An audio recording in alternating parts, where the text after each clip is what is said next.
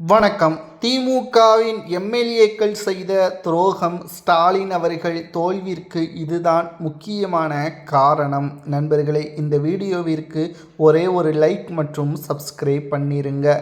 கடந்த 2021 முதல் 2026 ஆண்டு வரை திமுகவின் ஆட்சியில் மக்களுக்கு திமுக சொன்ன நலத்திட்ட உதவிகள், அவர்களது ஒட்டுமொத்தமான திட்டங்கள் மக்களுக்கு நேரடியாக செல்லவில்லை. வாக்குறுதிகள் ஒவ்வொன்றையும் திமுகவின் எம்எல்ஏக்கள் அந்த பகுதிகளில் நிறைவேற்றவில்லை.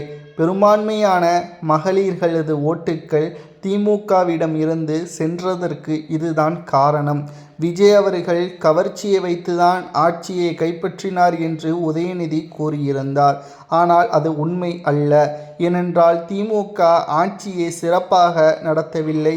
மக்களுக்கு சொன்ன வாக்குறுதியை முழுவதுமாக அனைவருக்கும் சமமாக திமுக செய்யவில்லை. திமுகவின் எம்எல்ஏக்களை தொடர்பு கொண்டு தங்களது தொகுதியின் பிரச்சனைகளை பற்றி பேசுவதற்கு அனுமதிக்கவில்லை. திமுகவின் எம்எல்ஏக்கள் அவர்களது தனிப்பட்ட பர்சனல் செக்ரட்டரி மூலமாக தடையை ஏற்படுத்தி மக்களையும் பொதுமக்களையும் அவமானப்படுத்தினார்கள் என்றும் குற்றச்சாட்டுகள் திமுகவின் தலைவர் ஸ்டாலின் அவர்கள் நடத்திய உயர்மட்ட குழு விசாரணையில் பல திடுக்கிடும் தகவல்கள் வெளியாகியுள்ளது. திமுகவை பொறுத்தளவிற்கு இந்த முறை வெற்றியடைந்து விடுவோம் என்று திமுகவின் மாஜி எம்எல்ஏக்கள் பெரும்பான்மையினர் கூறினார்கள். ஆனால் கூறிய அனைவருமே தோல்வியே தான் தழுவினார்கள். ஏன், மதுரை மத்தியில் பிடி பழனிவேல் தியாகராஜன் அவர்கள் தோல்விற்கு காரணமும் அதுதான். ஏனென்றால் சொன்ன வாக்குறுதிகள் மதுரை மத்தியில் பிடி பழனிவேல் தியாகராஜன் அவர்கள் செய்யவில்லை. திமுகவின் தலைமையிடமோ மற்ற மாஜி அமைச்சர்களிடமோ அந்த நிதிகளை பற்றி பேசுவதற்கு பிடி பழனிவேல் தியாகராஜன் அவர்கள் கேட்டபொழுதும் அப்பகுதியில் உள்ள மக்களுக்கான வசதிகளை மாஜி அமைச்சர்கள் செய்ய தவறிவிட்டார்கள். அனைத்திற்கும் திமுக மட்டுமே காரணம் என்ற குற்றச்சாட்டுகளும் தற்பொழுது முன்வைக்கப்பட்டு வருகிறது. ஒட்டுமொத்தமாக மகளிர்கள் உரிமை தொகை, பெண்களது ஓட்டுக்களை திமுக கோட்டை விட்டுவிட்டது. ஆய்வுக்குழுவின் அதிர்ச்சியான தகவல்தான் தற்பொழுது வெளியாகி மு.க.ஸ்டாலின் தலையில் விழுந்த மிகப்பெரிய ஒரு இடியாக அமைந்துள்ளது. கடந்த கால திமுகவின் அரசியலை வைத்து நாம் பார்க்கும் பொழுது 10 ஆண்டுகள் திமுக ஆட்சியில் இல்லை. 2021 ஸ்டாலின் அவர்கள் தமிழகம் முழுவதும் நடைபயணம், சுற்றுப்பயணம் மேற்கொண்டு பல்வேறு வாக்குறுதிகளை மக்களது மனதில் பதிய வைத்தார். அதை செய்வேன் என்றும் உறுதியாகவும் உத்தரவாதமும் கொடுத்தார். மக்களும் அதை நம்பி திமுகவிற்கு 3.5% வித்தியாசத்தில் ஆட்சியை அமைக்கக்கூடிய உரிமைகளையும் வழங்கினார்கள்.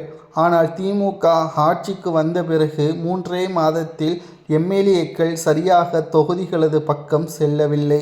எம்எல்ஏக்கள் தங்களது தொகுதி மக்களுக்கான அந்த அடிப்படை வசதிகளையும் செய்யவில்லை. தொகுதி நிதியாக வழங்கக்கூடிய ஒவ்வொரு வருடமும் 5 கோடியே தொகுதி மக்களுக்கு முழுவதுமாக செலவு செய்யவில்லை. பல்வேறு குற்றச்சாட்டுகளும் தொகுதி மக்கள்கள் முன்வைக்கப்பட்டன. ஒரு மாற்று அரசியலுக்காக 10 ஆண்டுகளுக்கு பிறகு உங்களுக்கு நாங்கள் வாய்ப்புகளை கொடுத்த போதிலும் அடிப்படை வசதியை எங்களுக்கு செய்ய மறுத்ததுதான் அங்குள்ள பெண்களுக்கான ஒட்டுமொத்தமான திமுகவின் ஓட்டுக்களை இழக்கக்கூடிய வகையில் மாறிவிட்டது. இதனால்தான் விஜய் அவர்களது வருகை திமுகவிற்கு ஆபத்தாகவும் மாறிவிட்டது. மேலும் விஜய் அவர்களது வருகை இல்லாமல் இருந்தால் நிச்சயம் அதிமுகவை ஆட்சியை அமைத்திருக்கும். ஏனென்றால் அதுதான் உண்மை. திமுக தொடர்ச்சியாக 2 முறை ஆட்சி அமைத்ததே கிடையாது. இதற்கு என்ன காரணம் தெரியுமா? 5 ஆண்டுகளிலேயே திமுக 5 லட்சம் கோடி கடன் என்றால், தொடர்ச்சியாக 10 ஆண்டுகள் ஆட்சியில் இருந்தால் சுமார் 15 லட்சம் கோடி கடனுக்கு மேலாக தமிழகம் இருந்திருக்கும் என்று ஆய்வு அறிக்கைகளையும் நம்மால் பார்க்க முடிகிறது. திராவிட முன்னேற்ற கழகத்தின் ஆட்சியில் திமுக செய்த மிகப்பெரிய மோசடிகள், சொன்ன வாக்குறுதிகளை நிறைவேற்றாதது, குறுநில மன்னர்களாக மாஜி அமைச்சர்கள் செயல்பட்டது, வேலைக்கு பணம் வாங்கியது, சின்ன அரசு பெறக்கூடிய உதவிகளுக்கு கூட பணம் வாங்கியது, மக்கள் அலக்களிக்கப்பட்டது என்ற ஒட்டுமொத்தமான தகவல்களையும் நம்மால் பார்க்க முடிகிறது.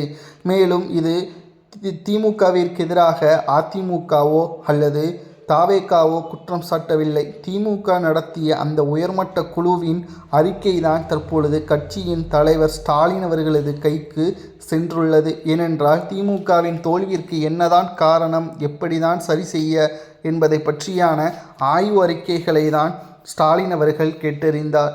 அதில் 3 முக்கியமான காரணங்களையும் நாம் பார்க்க போகிறோம்.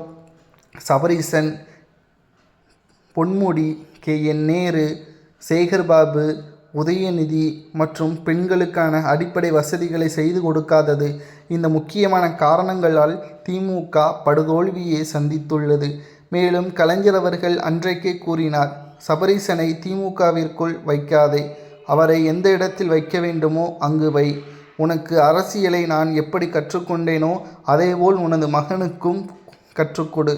நேரடியாக உயர் பதவியில் கொண்டு வந்தால் அந்த பதவியை பயன்படுத்தி அந்த தலைக்கணம் என்ன வேண்டுமானாலும் செய்ய தோன்றும் என்று கலைஞர் அன்றைக்கு கூறியதை ஸ்டாலின் கேட்க மறந்துவிட்டார்.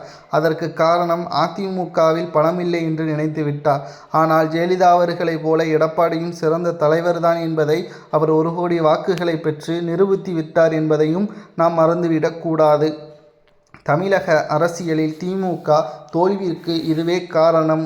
MLAக்கள் செய்த துரோகமும் திமுகவிற்கு மிகப்பெரிய ஒரு இடியாக மாறிவிட்டது.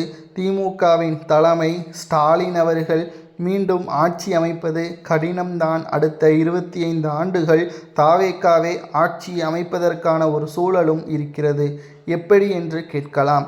திமுகவின் கூட்டணியில் இருக்கின்ற முஸ்லீம் லீக், VCK, காங்கிரஸ், இடதுசாரிகள் போன்ற மிக முக்கியமான கட்சிகள் தற்பொழுது திமுகவின் கூட்டணியில் தொடரவில்லை என்பதை பகிரங்கமாகவே தெரிவித்துவிட்டது.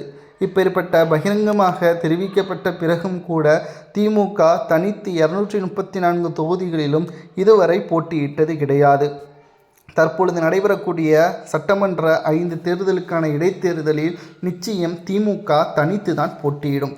அந்த 5 சட்டமன்ற இடைத்தேர்தலில் 4லாவது அல்லது 3லாவது திமுக வெற்றியடைந்தால் ஸ்டாலின் வெற்றியடைந்ததாகவே நாம் கருதலாம். ஆனால் ஒரு இடங்களை கூட திமுக வெற்றியடையவில்லை என்றால் நிச்சயம் தமிழக அரசியலில் திமுக அகற்றப்பட்டு விட்டது. அதற்கு பிறகு தாவேகா வர்சஸ் அதிமுக என்று அரசியல் களம் முழுவதுமாக மாறும் என்ற தகவலையும் நம்மால் பார்க்க முடிகிறது. நண்பர்களே, உதயநிதி அவர்களுக்கு எதிராக உயர்மட்ட குழு கொடுத்த அந்த ரிப்போர்ட் திமுகவின் MLAக்கள் தான் தோல்விற்கு காரணம் என்று கூறியது சரியா தவறா என்பதை மக்களாகிய உங்களது கருத்துக்களை கமெண்ட் வாயிலாக கூறுங்கள்.